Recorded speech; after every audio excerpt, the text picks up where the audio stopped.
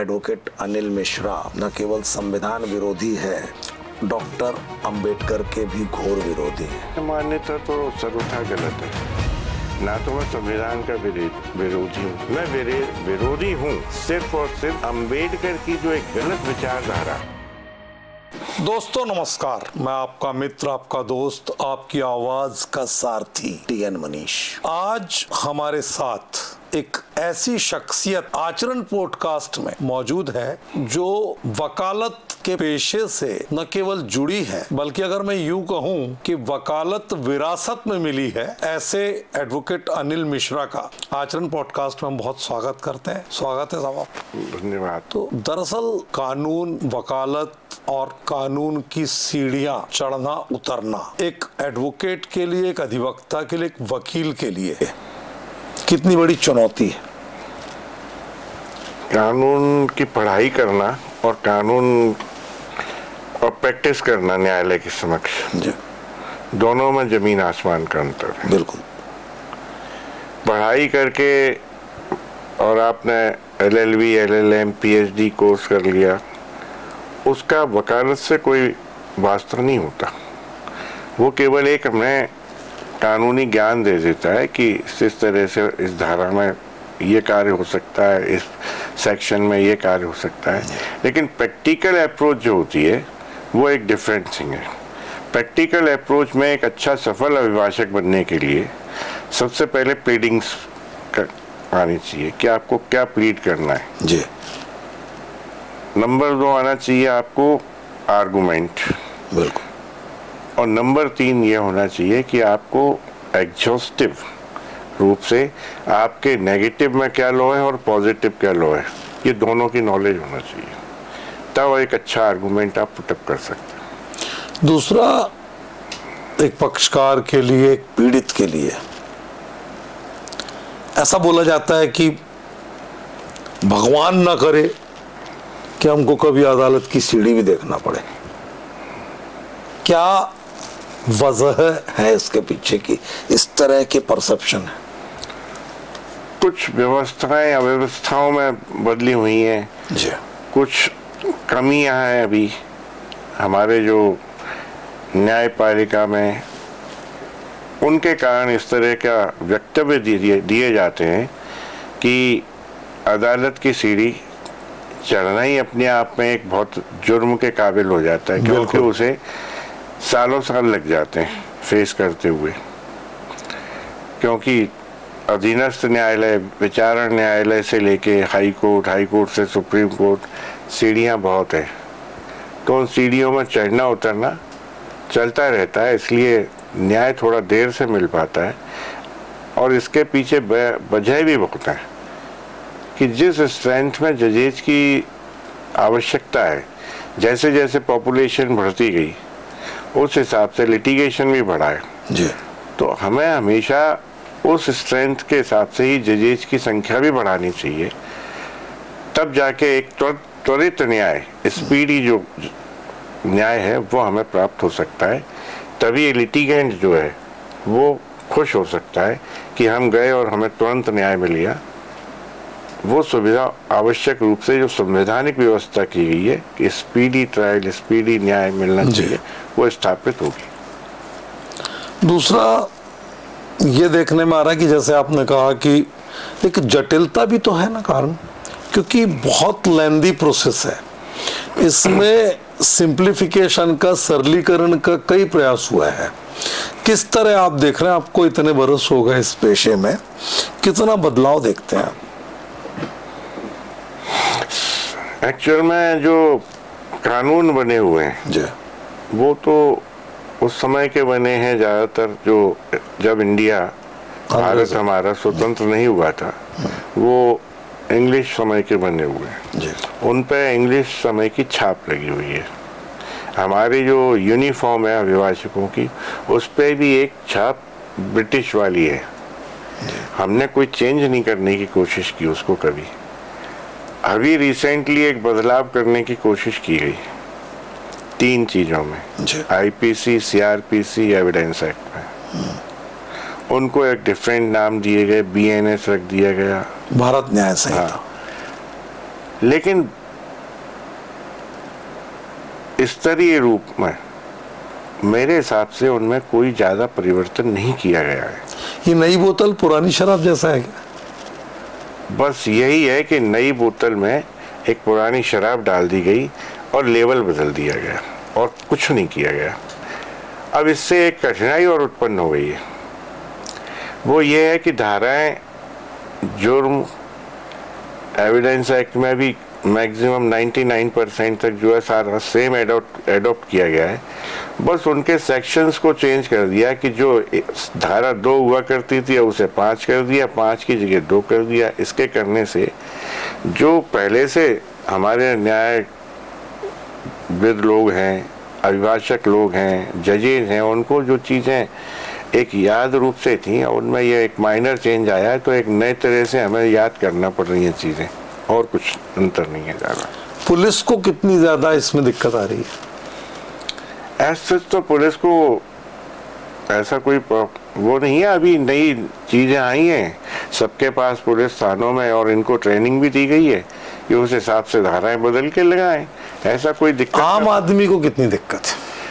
आम आदमी तो पहले से ही अनभिज्ञ है कि उसको कहाँ मालूम है लिटिगेंट को कि एक्चुअल में किस धारा में क्या प्रोविज़न है, किस धारा से सिविल लिटिगेशन क्या होता है, कॉन्ट्रैक्ट क्या होता है, एग्रीमेंट क्या होता है, ये एक लिटिगेंट को तो नहीं पता रहता। बहुत रेयर लोग हैं ऐसे जो इस बात को जानते हैं कि न्यायालयों में क्या क्या प्रक्रियाएं होती हैं, क्या नहीं होता। बाकी अभिभाषकों को ऐसा कोई अंतर नहीं पड़ा है। थोड़ा सा अंतर ये आया कि अब हमें दोनों किताबें कंपेयर करके रखनी पड़ती हैं और वो कानून लगाने पड़ते हैं। अभी इंदिरा जयसिंह ने एक बहुत ही महत्वपूर्ण विषय को उठाया हुआ है, उस पर न्यायविदों के बीच में चर्चा है। मैराइटल रेप की मैं बात कर रहा हूँ साहब। हाँ। तो ये जो है कि पति पत्नी के बीच में संबंध, और उसमें ये जो बात आ रही किस तरह की है? एक्चुअल में अभी तक हमारे यहाँ पहले आईपीसी में फिर बीएनएस में रेप यानी कि बलात्कार को डिफाइन तो किया है, लेकिन जो एक कंसेप्ट नया लेके आए जिस पर वो प्रकरण अभी माननीय उच्चतम न्यायालय के समक्ष पेंडिंग है, कंसिडरेशन में है, उसमें इस कंसेप्ट को लाया है कि मैराइटल रेप क्या होता है और मैराइटल रेप को क्यों नहीं परिभाषित किया जा सकता। और ये मेरे जो पर्सनल व्यूज़ हैं, व्यक्तिगत मेरा जो अनुभव भी है, और मैंने देखे हैं केसेस में, ऐसी पीड़ित बहुत सारी पत्नियां होती हैं समाज में जिनके पति उनके साथ अत्याचार और दुर्व्यवहार करते हैं, अपना मनमाफिक रवैया अपना के, जो जिसको हम कहते हैं ना कि अपनी इच्छाओं को शांत करते हैं, उनमें वो पीड़िता जो है बहुत मजबूर होती है और कहीं कोई उसके लिए कोई उपाय नहीं है। केवल एक उपाय दिया गया है कि वो इन आधारों पे जो परिवार न्यायालय बने हुए हैं या हिंदू मैरिज एक्ट के प्रावधानों के तहत तलाक ले सकती है। तो तलाक लेना तो हमारे समाज में एक अपने आप में ही अभिशाप माना गया है। इसलिए वो महिला पीड़ित जो है, उस महिला को न्याय किसी आपराधिक कृत्य के रूप में क्यों ना मिले, इसलिए ये बहस चल रही है। और इस बहस में जहाँ तक मैं समझता हूँ कि माननीय उच्चतम न्यायालय जो है वो इस निष्कर्ष पर पहुँचेगा कि जो वाकई में पीड़ित महिलाएं हैं उनको इसमें न्याय मिलना चाहिए। लिव इन रिलेशन जैसी चीज कहाँ तक आपको लगता है कि भारतीय समाज के हिसाब से स्वीकार्य है? लिविंग रिलेशनशिप पे सुप्रीम कोर्ट ने काफ़ी कुछ जजमेंट दिए और उसको एक मान्यता दी कि इफ़ द गर्ल और बॉय बोथ आर मेजर, दोनों अगर वयस्क हैं, वो उनको स्वतंत्र किया कि आप साथ में रह सकते हैं, आप साथ में रिलेशन स्थापित कर सकते हैं, आप कोहैबिटेशन में रह सकते हैं, तो उसको लिविंग रिलेशनशिप का नाम दिया सुप्रीम कोर्ट ने, और उसमें कोई ऑफेंस नहीं माना जाएगा। पहले क्या होता था, अगर इस तरह की कंप्लेंट कोई आती थी तो घर वालों के, परिवार के दबाव में लड़की के या लड़के के पेरेंट्स हैं, समाज ने कोई कंप्लेंट की तो उस पर से आपराधिक केस दर्ज हो जाता था। अब आज इस व्यवस्था के तहत लिविंग रिलेशनशिप को परमिसिबल कर दिया, लेकिन हमारी जो सामाजिक व्यवस्थाएं हैं, संस्कृति है भारत की, जो हमारे कंसेप्ट हैं, जो हमारा सनातन है, ये टोटल उसके अगेंस्ट है। तो मैं सहमत नहीं हूँ कि लिविंग रिलेशनशिप का जो कानून और परमिशन जो सुप्रीम कोर्ट ने दी है वो उचित नहीं है भारतीय संस्कारों और भारतीय संस्कृति के हिसाब से। अच्छा, एक बात और कि एक वयस्क कपल जोड़ा किसी होटल में रूम लेकर के अगर है और पीछे से पुलिस की रेड पड़ जाती है, उनको पुलिस क्या अपराधी के तौर पर ट्रीट कर सकती है? नहीं, बिल्कुल नहीं कर सकती। वो पुलिस ना तो उन दोनों को, कपल को कर सकती, ना ही जो होटल का मालिक उसे कर सकती या मैनेजर को, क्योंकि वो वयस्क हैं और कानूनन रूप से वयस्कों, उनका ड्यूटी ये थी होटल वाले की, उसने दोनों का परिचय लिया, आधार कार्ड लिए। अब वो वयस्कता के आधार पर अगर रूम लेके वहाँ पर स्टे कर रहे हैं तो कोई अपराध नहीं कर रहे वो। अब बात ये कि थोड़ा सा मैं अब उस विषय पर आता हूँ जिस विषय से ये माना गया कि एडवोकेट अनिल मिश्रा न केवल संविधान विरोधी है, डॉक्टर अंबेडकर के भी घोर विरोधी हैं। कैसा देखते हैं आप? ये मान्यता तो सर्वथा गलत है। ना तो मैं संविधान का विरोधी हूँ और ना ही जो व्यक्ति विशेष के रूप में अंबेडकर है उसका विरोधी हूँ। मैं विरोधी हूँ सिर्फ और सिर्फ अंबेडकर की जो एक गलत विचारधारा उनके अनुयायी जो होते हैं, उनके फॉलोअर्स जो हैं, उनने एडॉप्ट कर रखी है। वो विचारधारा कभी भी अंबेडकर की रही नहीं थी। अंबेडकर जब खुद ही ये कहते थे कि संविधान मैंने नहीं बनाया, तो उनको संविधान बनाने की, संविधान निर्माता के रूप में मान्यता देने का प्रश्न ही कहाँ पैदा होता है? क्यों दी जाए? क्यों किसी गलत व्यक्ति को ये क्रेडिट दिया जाए कि वो संविधान निर्माता है, जबकि वो स्वयं इतना उससे एनॉयड था संविधान से, वो कहता था हम इसको जला देना चाहिए। वो तो उसकी परिस्थितियां अलग बताते हैं ना, जलाने वाली जो बात आ रही है बार बार, वो तो उनने खुद ही ने लिखा हुआ है और उनके कोटेशंस में भी है, उनके पुस्तकों में भी ये आया है कि he was totally against the Constitution of India. Virtually the Constitution was not written by him. Constitution was written by the great person B.N. Rao साहब। उनका ही ड्राफ्ट था जो आज भी हम फॉलो कर रहे हैं। थोड़े बहुत माइनर संशोधन होते रहे उसमें, बाकी ऐसा कोई सच परिवर्तन नहीं हुआ।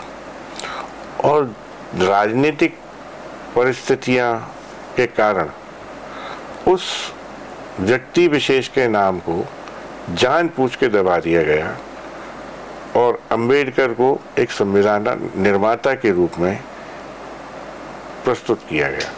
ये तो पूरी दुनिया बोल रही है, किताबें बोल रही हैं। कोई भी किताब ऐसी नहीं है जो ये बता सके, एक भी पुस्तक कि अंबेडकर ने संविधान का निर्माण किया या वो संविधान निर्माता है।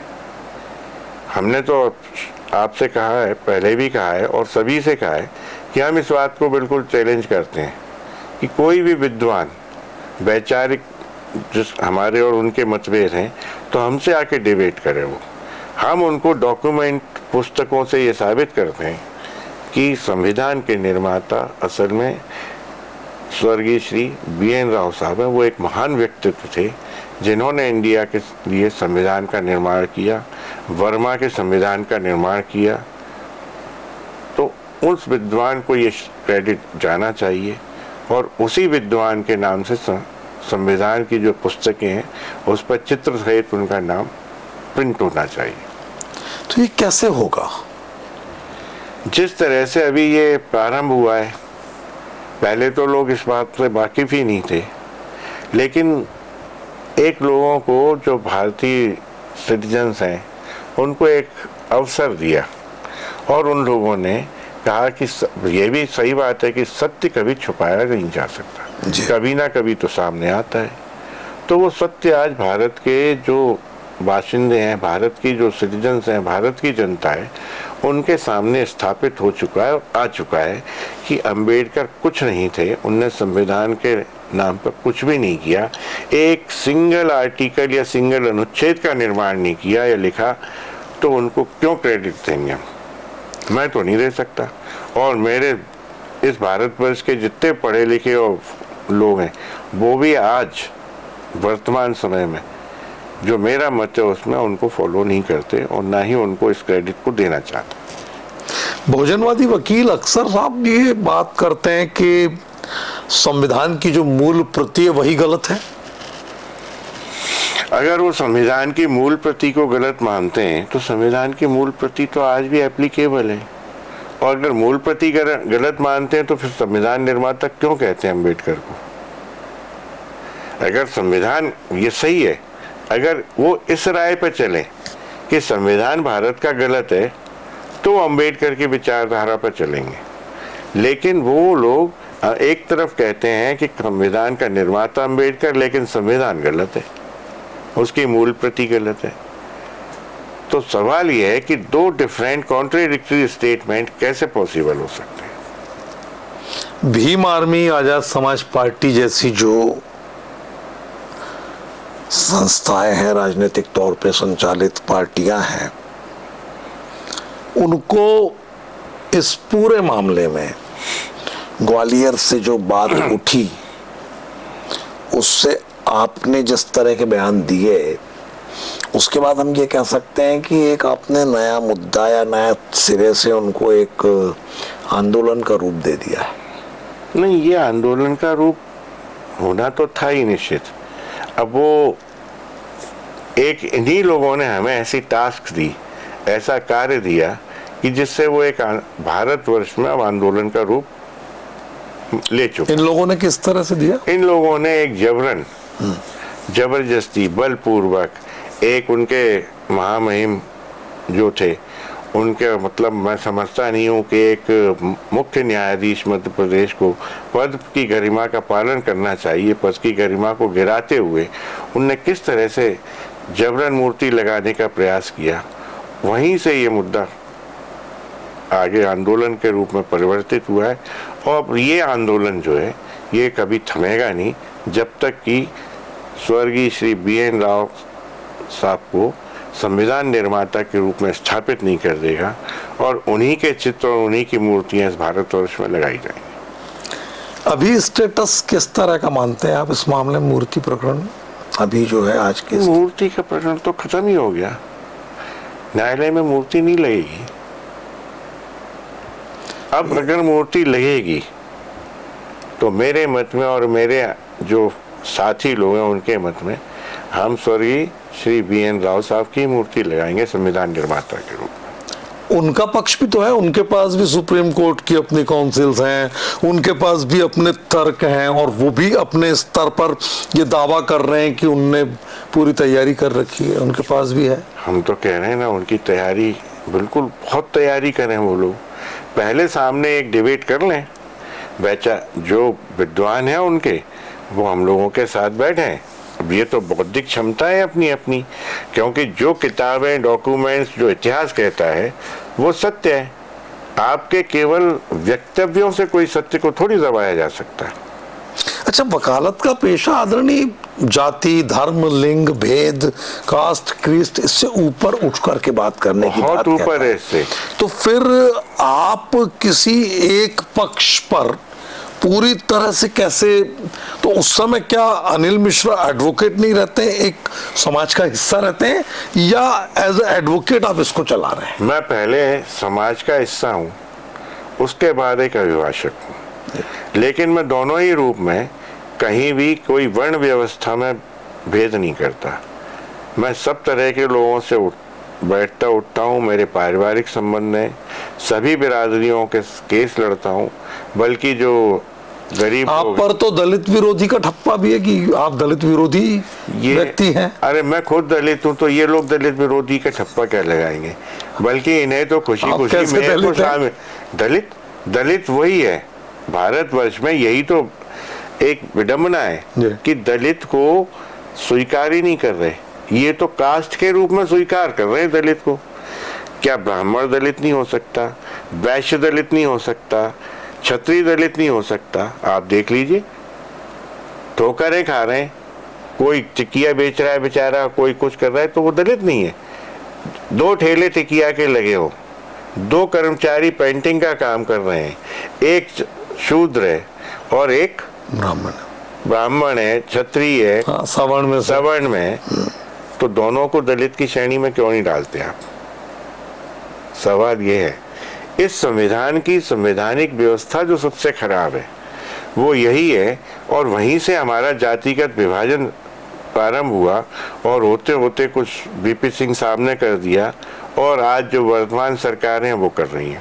आरक्षण पर क्या है आपका? आरक्षण बिल्कुल नहीं होना चाहिए। आरक्षण तो हो, लेकिन एक आर्थिक आधार पे उन सभी को दलित की श्रेणी में रखा जाए जो वाकई में हैंड टू माउथ लोग हैं, जिनके पास रोजगार नहीं है, जमीनें नहीं है, इनके कोई साधन नहीं है, वो लोग हैं। अभी EWS जैसे क्रिएट कर दिया सरकार ने 10% का सवर्णों में से। उन EWS को भी तो सुविधाएं दो आप उन्हें क्या सुविधा? एक तरफ आप कह रहे हो वो गरीब है, ये कह के अपमान कर रहे हैं कि वो गरीब है, लेकिन उनको सुविधाएं के नाम पे कुछ नहीं दे रहे। आप जो रिजर्व कैटेगरी में आ रहा है आदमी, उनको SC ST को ये दे सुविधाएं दे रहे हो कि किराया भी दे रहे हो, पढ़ने का खर्च भी दे रहे हो, पोशाकों का खर्च दे रहे हो, उनके रुकने का खर्च दे रहे हो, उनकी कोई फीस नहीं लग रही किसी स्कूल में या कॉलेज में। इन बच्चों ने क्या बिगाड़ा है जो EWS में? EWS आपने कैटेगरी क्रिएट क्यों की? इसीलिए की ना कि आर्थिक आधार पे वो कमजोर है, तो आप उनको क्यों नहीं फैसिलिटेट कर रहे? क्यों भेद कर रहे हैं दोनों में? इसीलिए मेरा मत है कि एक ही आधार अडॉप्ट करे सरकार, आर्थिक आधार पर ही, और उनको सबको दलित में ट्रीट करे जो वाकई में आर्थिक रूप से नीचे हैं और ऊपर आने के प्रयास कर रहे हैं, और सरकार उनको प्रयास करके ऊपर लाए। यही सरकार का धर्म है। बौद्ध धर्म है क्या आपके हिसाब से? बौद्ध धर्म सनातनी है, कोई बौद्ध अलग नहीं है। हमारे सारे ग्रंथों में, भागवत में, सब में इनका उल्लेख मिलता है, और जितने भी भागवताचार्य हैं, जब भी आप भागवत सुनोगे उनका उल्लेख मिलेगा आपको। हमने तो उन्हें अवतार की श्रेणी में स्वीकार किया हुआ है कि वो विष्णु, तथाकथित विष्णु अवतार है। उनके बाद महावीर स्वामी भी हैं, वो भी ये कहने लगेंगे साहब अगर जैन धर्मी ये स्थिति में आ जाएगा तो वो भी इनको फॉलो करने लगेगा। नहीं, सभी लोग सनातनी हैं, हिंदू हैं। बल्कि मैं तो कहता हूँ कि ये बौद्ध धर्म को फॉलो करने वाले लोग हैं, वो अपने आप को हिंदू मानते हुए ही सनातनी मान के चलें, उसी में सबको भारतवर्ष का और उनका हित। अच्छा, ये बौद्ध और नव बौद्धवाद, ये दोनों में क्या अंतर देखते हैं आप? क्योंकि अभी जिस तरह से धर्मांतरण पर काफी बातें हुई, भितरवार में जिस तरह का हुआ, ग्रामीण इलाकों में जिस तरह का हो रहा है, उसको लेकर के जो 22 प्रतिज्ञा की बात होती है, क्या है ये सब?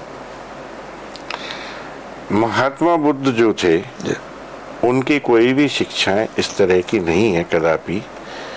उनकी सारी शिक्षाएं जो भी थी, दीक्षाएं थी, जो भी उनने लोगों को उपदेश दिए, वो सनातन से ही संबंधित थे। लेकिन एक्चुअल में ये लोग बुद्ध का नाम लेके फॉलो कैसे कर रहे हैं? जो चीज ना तो अंबेडकर ने कही थी और ना बुद्ध ने कही। तो ये कहाँ किसी उड़ती चुड़िया ने बताया? क्या है ये, कहाँ से आया? कुछ कोई कंसेप्ट ही नहीं है इनके पास। ये एक सोचिए आप, ये ना तो बुद्ध को कुछ मानते, ये तो वो एक तस्वीर रखते हैं कि अंबेडकर इनका भगवान बन गया। How it could be possible कि ह्यूमन बीइंग, अंबेडकर जिनका नाम है, वो साहब भगवान बन जाएंगे, उनके नाम पे ही सारे संस्कार होंगे। किसको नहीं तो हिंदू में बहुत सारे ऐसे महापुरुष हुए हैं, ऐसे बहुत सारे संत हुए हैं जिनको उनके फॉलोअर्स भगवान का दर्जा देते हुए वो गुरु ये सब मानते कुछ हैं, करते वो हैं। गुरु मानते हैं, उसको क्यों स्वीकारता मिलती है गुरु फिर? मानते हैं वो। हम जैसे इनके यहाँ भी जो रविदास जी हुए, रैदास जी हुए, कबीर हुए, इनको भी हम गुरुओं की श्रेणी में रखते हैं, संतों की श्रेणी में। हमने कभी अपमानित नहीं महापुरुष किया। तो है वो, महापुरुष है बिल्कुल। उनके हम बचपन से, जब से हमने पढ़ाइयाँ स्टार्ट की तब से इनको पढ़ते आ रहे हैं, और इनमें तो लोग पीएचडी करते हैं हमारे यहाँ। लेकिन इन लोगों ने उन संस्कारों को भी छोड़ दिया कि संत रविदास कौन थे, संत रैदास कौन थे, कबीर कौन थे, वाल्मीकि कौन, ये उनको कंसेप्ट को छोड़ चुके हैं। इनका कंसेप्ट तो सिर्फ एक है कि हमें किसी भी तरह से सनातन का और विशेषता सवर्ण का विरोध करना है, और उस एकत्रित होकर उनका किसी भी तरह से नुकसान पहुंचाना है। ये इनका अभिप्राय है, और कुछ उद्देश्य नहीं है इनके पास। उत्तर प्रदेश की दुकानों में अक्सर हाईवे किनारे जो ढाबे हैं उनमें अब जाति के उल्लेख की भी अनिवार्यता कर दी है। तो ये हम देश को किस तरफ ले जाना चाह रहे हैं, क्या देखते हैं आप? इसमें दो बातें हैं। अगर वो जाति का उल्लेख करने वाली बात है तो वो मेरे हिसाब से अगेंस्ट द कॉन्स्टिट्यूशन स्पिरिट है, जो कॉन्स्टिट्यूशन की एक्चुअल आत्मा है, और उसके अगेंस्ट है। इसमें क्या कोई सियासी फायदा नुकसान है क्या? लेकिन मैं एक चीज बताना चाहूंगा, वो मेरा व्यक्तिगत मत है, वो किसी उससे संबंधित नहीं। व्यक्तिगत मत मेरा ये है कि नाम लिखने से एक ये भी एडवांटेज है, क्योंकि भारत में बहुत सारे लोग बड़े सात्विक प्रवृत्ति के हैं। बहुत सारे मोमडन्स भी ऐसे हैं जो हिंदुओं के यहाँ खाना नहीं पसंद करते। बहुत सारे हिंदू ऐसे हैं जो मोमडन्स के नहीं पसंद करते। बहुत सारे ऐसे जो दोनों क्या खाते भी हैं। बहुत सारे ऐसे हैं जो दोनों बगल में रहते हैं और दोनों एक दूसरे के खाते हैं। तो इस कल्चर को मेंटेन करने के लिए नाम लिखने में बुराई भी नहीं है, मैं जो व्यक्तिगत मत है। इसमें फायदा नुकसान का क्या समझ में आता है आपको? क्या सियासी तौर पे नुकसान? ये सियासी तो देख ही रहे हैं आप। सियासी फायदा ये है कि किसी भी तरह से जो हिंदू है उसका वोट डाइवर्ट हो, उनकी तरफ मोनोपोलाइज हो, और नुकसान की संभावना समाज में है, पब्लिक में है कि आपस में और इतने वर्ग भेद बढ़ते जा रहे हैं, खाइयां बढ़ती जा रही हैं, शत्रुताएं बढ़ती जा रही हैं, बैर बढ़ रहे हैं। जब अनिल मिश्रा छोटे थे तब की जिंदगी और आज की जिंदगी, जब आप पीछे पलटते हैं तो क्या सोचते हैं, क्या लगता है आपको? 3-4 ऐसी मोटी बातें जो आपको लगता है खलती है कि यार ऐसा नहीं, ऐसा होना। मुझे तो आज से जो मेरा बचपन था, जब मैं स्टूडेंट था और बल्कि प्राइमरी स्टूडेंट था, तब का ध्यान करता हूँ तो मुझे लगता है कि आज हम मालूम नहीं ऐसे युग में कैसे पहुँच गए। यहाँ ना तो किसी में प्रेम है, बिल्कुल, ना किसी में कोई संस्कार बचे हैं, कोई आत्मीयता नहीं है, सिर्फ एक फॉर्मल लाइफ है, हलो हाई की जिंदगी बची है। किसी से किसी को कोई मतलब नहीं है, बल्कि पड़ोसी एक दूसरे के लिए नीचा दिखाने पर दृष्टि से जुड़ा है। परिवार में कोई पारिवारिकता नहीं रही, कोई प्रेम संबंध नहीं बचे हैं। तो समाज खत्म हो गए, परिवार खत्म हो गए, ये देखने में आया। और जो पुराना समय आप देखिए, हर चीज में परिवर्तन आया। आपको, हम तो ग्वालियर में तो चलो थोड़ा बहुत कुछ शुद्ध भी खा पी लेते हैं, थोड़ा वातावरण भी अच्छा लगता है, लेकिन आप सोचें मेट्रो सिटीज में जो लोग रह रहे हैं उनके पास तो खाने पीने की जो असली व्यवस्था है होनी चाहिए, वो नहीं है। टोटल एडल्ट्रेट खाने खा रहे हैं। फिर आप देखिए, बचपन में हमें चाहे मोमडन हो, चाहे और कोई भी समाज हो, सब ने हमें गोदी में ले लेके खिलाया। निश्चित तौर पे हमने उनके घरों में कोई चाचा, कोई बुआ, कोई फूफा फूफी, ये होते तरह से इतने फ्रीडम से घुसते चले जाते थे। खेलते हुए बॉल भी चली गई तो हमें उनके चूल्हे पे से बॉल उठा लाते थे, कोई किसी को प्रॉब्लम नहीं थी। आज तो बॉल जाना तो दूर, उनके दरवाजे पे या दीवार पे बॉल लग गई तो उस बात पे आपत्ति, उस बात पे झगड़े, उस बात पे आदमी भी मर जाता है। तो ये स्थितियां परिवर्तित हुई हैं। क्या न्यायपालिका आपकी नजर में निष्पक्ष है? अभी जो मुझे दिख रहा है वर्तमान परिप्रेक्ष्य में, हमारे अभी एक बहुत सीनियर लॉयर, बड़े नामी ग्रामी सुप्रीम कोर्ट के लॉयर रहे हैं, उनने एक रिटायरमेंट लिया है, आप भी जानते होंगे, बड़ा विषय पॉपुलर हुआ, श्री दुष्यंत दवे जी ने। और उनने उसको रिटायरमेंट के बाद एक चीज कही कि जब जब हमारे यहाँ प्रधानमंत्री और जो मंत्रिमंडल है वो पावरफुल होता है, तब तब न्यायपालिका दबाव में रहती है, दबाव में रहती है, ये उनने स्पष्ट कहा। तो हमने भी कई चीजों में ऐसा देखने में आया। इस व्यवस्था को खत्म करने का एक अच्छा तरीका है, और बहुत अधिक नहीं है ये ऐसा, कुछ ही लोग जो चाहते हैं कि रिटायरमेंट के बाद उन्हें कोई पद मिल जाए, आखिरी सांस तक वो पदासीन रहें, बहुत सारी लालच है। तो ये चीज खत्म हो जाए कि जज को, हाई कोर्ट जज को या सुप्रीम कोर्ट जज को रिटायरमेंट के बाद सिर्फ एक आराम करने के लिए व्यवस्था स्थापित की जाए, या समाज के बच्चों, कॉलेज के स्टूडेंट्स को वो ज्ञान बढ़ाने की प्रक्रिया में आए, वो ज़्यादा अच्छा होगा, ना कि कोई बड़े पद पर पदासीन रहे वो। तो ये व्यवस्था खत्म हो सकती है। अच्छा, ईडी और सीबीआई जैसी जो स्वायत्त संस्थाएं हैं, उन पर जिस तरह से चीफ जस्टिस ऑफ इंडिया ने अपनी बात कही, कई बार ये देखने में आ रहा है कि न्यायपालिका कार्यपालिका को उसके दायित्वों का एहसास कराती है, और जनता के बीच में भरोसे का जो सेतु है, पुल है, वो थोड़ा सा बचा है तो न्यायपालिका से बचा है। किस तरह देखते हैं आप इस तरह की बात? जनता तो सिर्फ न्यायपालिका की तरफ ही देख रही है इस समय, और न्यायपालिका को भी ये जनता को अपना भरोसा और विश्वास और अधिक बढ़ाना चाहिए कि अगर हम हैं जब तक, तब तक आपके साथ कोई अन्याय नहीं होगा, चाहे वो कार्यपालिका करे, चाहे और कोई ईडी और सीबीआई करे। जो सीजे साहब ने ईडी सीबीआई पर जो कहा, उनको जो आईना दिखाया, उस पर ईडी सीबीआई और बहुत सारी ऐसी संस्थाएं हमारे यहाँ जिनका दुरुपयोग हर गवर्नमेंट ने किया, मैं किसी एक पे आक्षेप नहीं लगाता, किसी ने ज्यादा किया, किसी ने कम किया सभी ने। तो ये संस्थाएं इस तरह की जो बनाई गई हैं, इनको भी कुछ ऐसी व्यवस्थाएं स्थापित हों, हमारे माननीय उच्चतम न्यायालय द्वारा कुछ ऐसे निर्देश दिए जाएं, ऐसे डायरेक्शंस दिए जाएं, ऐसे कानून बनाने की अनुमति दी जाए, जिससे कि ये संस्था डायरेक्ट जो हमारी मिनिस्ट्री है, प्रधानमंत्री है, उनके टच में ना रह के जिस तरह से न्यायपालिका कार्य करती है, तटस्थ रूप से, इंडिपेंडेंट रूप से, उस तरह से कार्य करें, तो सारी चीजें खत्म हो जाएंगी। महाभियोग जब आता है किसी भी जज महोदय पर, कितना बड़ा डेंट लगता है आपको लगता है इस चीज पर, मर्यादा पर? बहुत ज्यादा लगता है।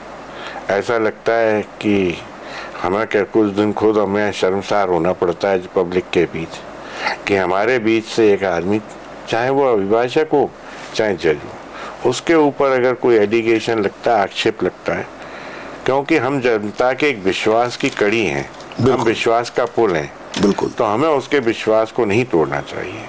इसलिए ऐसी परिस्थितियां निर्मित ना हो कि किसी जज पे महाभियोग लगे, इम्पीचमेंट चले, एलिगेशंस लगे।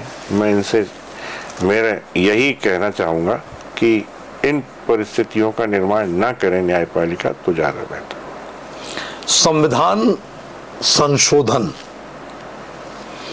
क्या सरकारें सुविधा और अपने निहितार्थ को देखते हुए करती है, या उसके केंद्र में हकीकत के धरातल पर जनता है कहीं? नहीं, दोनों तरह के होते हैं संविधान संशोधन। वक्त और परिस्थितियों के हिसाब से भी होते हैं कि कौन से समय पे कौन से कानून की आवश्यकता है, और पार्टी जो पॉलिटिकल पार्टी सत्ता में है, रूलिंग पार्टी है, वो अपनी सुविधा के लिए, वोट बैंक को मोनोपलाइज करने के लिए संशोधन करती है। इसमें कहीं कोई दूर दूर तक संदेह नहीं है। तो जनता के हित में कम होते हैं, पॉलिटिकल मोटिवेटेड ज़्यादा होते हैं। अच्छा, अभी जो यूनिफॉर्म सिविल कोड है, उस पर आपको क्या लगता है, क्या कहना है आपको? यूनिफॉर्म सिविल कोड एप्लीकेबल होने से कोई आपत्ति तो नहीं है मुझे। मेरी आपत्ति तो है जो जातिगत जनगणना हो रही है इस पर। इस जातिगत जनगणना के बाद जो परिणाम आएंगे 27 में, उस समय हमारे यहाँ यही जातिगत जनगणना एक गृह युद्ध का रूप, सिविल वॉर का रूप लेगी। कैसे?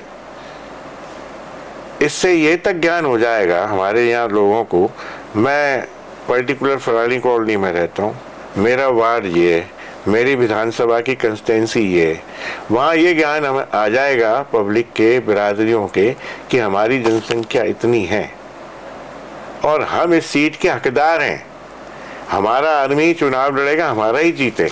वो तो अभी भी कहते हैं जिसकी जितनी हिस्सेदारी उसकी उतनी भागीदारी। कहते हैं, अभी एप्लीकेबल नहीं है।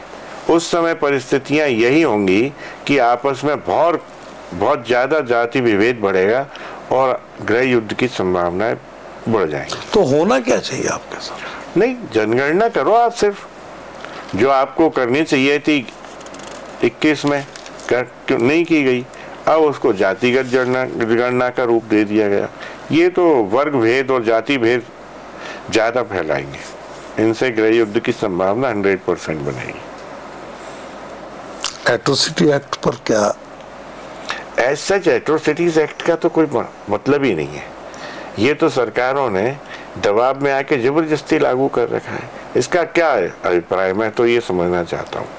क्या आप देखते हैं कि ऐसी कौन सी अव्यवस्था है? मैं ब्राह्मण हूँ, क्या मेरे लिए कोई एक्ट बनाया है सरकार ने या ब्राह्मणों के लिए? मुझसे जब कोई बात करता है, वो उसने थोड़े ताव में बात की मुझसे या प्रेम पूर्वक भी बात की, मेरा दोस्त मिला, क्यों वे पंडित वाले, तो मेरे लिए भी तो एप्लीकेबल नहीं है। मैंने किसी इस तरह की बिरादरी के आदमी से बात कर ली और मैंने कुछ ऐसा शब्द बोल दिया, प्रेम पूर्वक ही बोल दिया, तो क्या उससे एट्रोसिटीज अट्रैक्ट होगी? मेरे अंदर वो फीलिंग तो हो पहले कि मैं इस आदमी का अहित इसलिए करना चाहता हूँ कि ये इस बिरादरी, मतलब you are talking about the intention, ये मेलाफाइड है कि बोनाफाइड है? हाँ, ये देखना जरूरी है। ये जरूरी थोड़ी है कि ये आदमी पर्टिकुलर इस कास्ट का है इसलिए साहब इसको सताया जा रहा है। आप एक चीज, उसमें विक्टिम कार्ड भी खेला जाता है क्या? विक्टिम कार्ड नहीं, अभी मेरे सामने एक एग्जांपल आया जी, मैं उसने देखा, मेरे पास उसके कुछ पैम्पलेट्स भी पड़े हुए हैं, मैं आपको दूंगा। बहुत सारी स्टेट्स में कैंप चल रहे हैं, जो कुछ अभिभाषक लोग हैं उन समाजों से, वो इन एट्रोसिटीज को उनको पढ़ाते हैं, उनको बताते हैं लोगों को, समाजों को, कि हमें हर बात में चाहे बात हो ना हो, किस तरह से इस व्यक्ति पे एट्रोसिटीज के प्रोविजंस को लगवाना है। अच्छा, हाँ, I am having those examples. इनके वाकई में इंस्टीट्यूशन चल रहे हैं इसके, और उनकी शिक्षा, उनके उसमें पूरे पैम्पलेट में लिखा है हमें क्या क्या करना है, उसके लिए कैसे कैसे लगवाना है। मैंने साधारण बात की, हॉट टॉक्स हो गई मेरी और आपकी, और मैंने वाकई में कोई ऐसा वर्ड यूज नहीं किया, लेकिन उन्होंने उस वर्ड को बोल दिया वहां जाके, तो उससे इम्पैक्ट तो यही हुआ ना कि। लेकिन न्यायालय हमारे बहुत अच्छे हैं, सुप्रीम कोर्ट ने भी बहुत अच्छी व्यवस्थाएं की हैं, हाई कोर्ट ने भी काफ़ी अच्छी व्यवस्थाएं की हैं कि जब आदमी का कोई इंटेंशन नहीं है, पब्लिक प्लेस पे हम कोई आपकी इंसल्ट कर नहीं रहे, बीइंग हैविंग द कास्ट, तो कहाँ से लगेगा वो प्रोविजन? आर्टिफिशियल इंटेलिजेंस का वकालत के क्षेत्र में किस तरह का रोल देख रहे हैं अभी बदलते दौर में? दोनों ही चीजें हैं, सदुपयोग भी है और दुरुपयोग भी है। जी, दुरुपयोग ज्यादा होने लगा है सदुपयोग की बजाय। अच्छा, ये मैंने देखा है। अभी तो एआई के बाद एक और आ गया है, ग्रॉक। हाँ, वो उन्हीं का हिस्सा है, उन्हीं का है, वो और एडवांस किया है। और बहुत सारे हैं, हाँ। बहुत सारे प्लेटफॉर्म्स हैं। तो अब जाते जाते मैं ये आपसे जानूं कि जो मुद्दा आप लेकर चले हैं, जो झंडा आपने उठा लिया BN राव का, इसको ये शुरू तो एक तरह से एक परिसर पर मूर्ति से हुआ था और एक स्वरूप लेकर के जा रहा है। ये अल्टीमेट गोल क्या है? अब अल्टीमेट गोल मेरा नहीं, भारतीय जनता का है जो पढ़ी लिखी है कि अंबेडकर को संविधान निर्माता का जो एक पद दे दिया है ना गलत रूप से, उसको वहां से हटा के स्वर्गीय श्री BN राव साहब को निर्माता का घोषित किया जाए, उनको उपाधियां मिले, उनका नाम हर संविधान की पुस्तक पर लिखा जाए, उनके चित्र को उस पर सुशोभित किया जाए और हर सरकारी और न्यायालय की जो भी परिक्षेत्र हैं उनमें BN राव साहब की मूर्ति की चित्रों की स्थापना की जाए। नहीं, देश संविधान से चल रहा है, देश कानून से चल रहा है। आप लोग नेता तो है नहीं, आप बोल रहे हैं सदन में संसद में हम बात करेंगे, तो आप किस तरह जाइएगा? सदन और संसद में हमारे जाने के बहुत सारे तरीके हैं। सबसे पहली बात तो हम ही लोग बनाते हैं नेता, हम ही लोग मंत्री बनाते हैं, तो हम ठीक है संख्या में कम है, कोई दिक्कत नहीं है। हम अपने नेता से पहले ये पूछेंगे वोट मताधिकार से पहले कि आप हमारी बात रखने में सक्षम है या नहीं है, पार्लियामेंट में या विधानसभा में, पहले तो ये तय करेंगे। उसके बाद हम अपने मताधिकार का उपयोग करेंगे। अगर उसने मना की तो हम हरा तो सकते हैं, दूसरे को जिता सकते हैं जो हाँ करे। नहीं, लेकिन इसमें तो जुबान का खेल है ना, वो तो बोल देंगे वोट लेने के लिए। नहीं, वो तो आदी है बोलने के, उसमें मुकर गए तो क्या कर लीजिएगा? एक बार कही तो होके रह जाएंगे। फसल तो बार बार उगती है, बार बार कटती है। 5 साल में एक बार, बस एक बार के होके रह जाएंगे।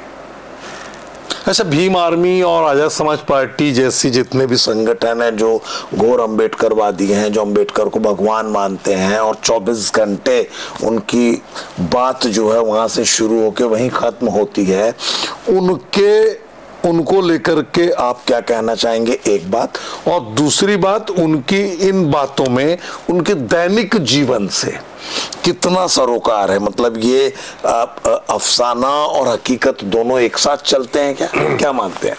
हकीकत तो ये है कि ये बहुत शॉर्ट टर्म के लिए है।